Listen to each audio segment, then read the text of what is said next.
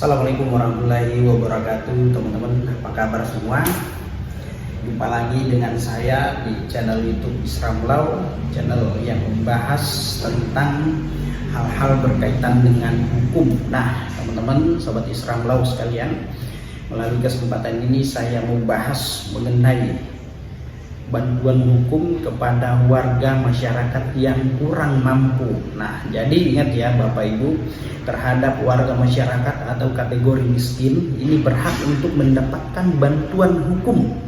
Ya, bantuan hukum baik itu ketika dia bermasalah ya, sebagai orang yang dilaporkan atau sebagai pelapor, sebagai tergugat maupun sebagai penggugat.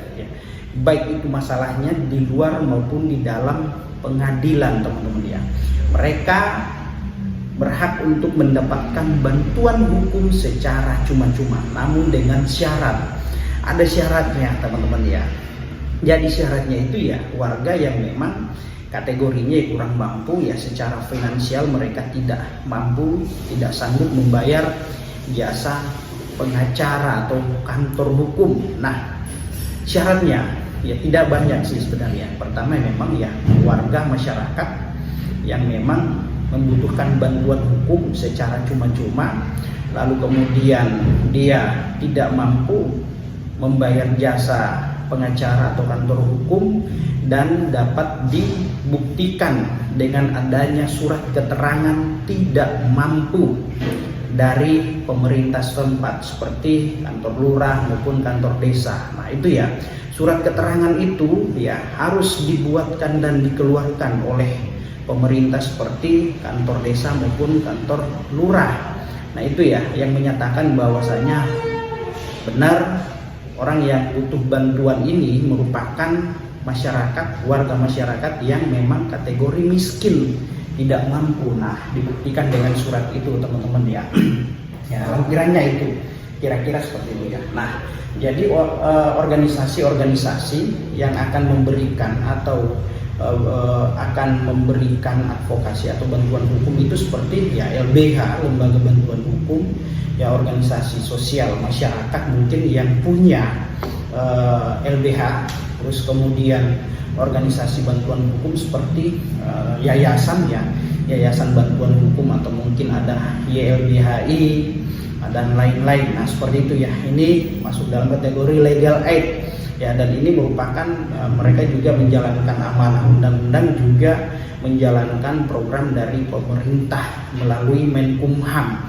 Nah, ada juga yang namanya mendapatkan bantuan hukum secara cuma-cuma seperti pro bono ya, pro bono yang memang diselenggarakan oleh advokat-advokat ya, jadi dari kantor hukum, firma hukum, law firm, law office ya, pengacara. Jadi bukan dari LBH.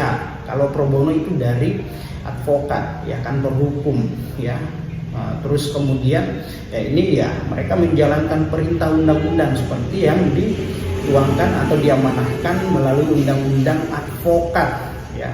Terus kemudian ada juga peraturan pemerintah ya, memberikan bantuan hukum secara cuma-cuma kepada warga masyarakat yang kurang mampu, yang dapat dibuktikan dengan adanya surat keterangan tidak mampu yang dikeluarkan oleh pemerintah setempat seperti desa ataupun kelurahan. Nah, itu teman-teman ya.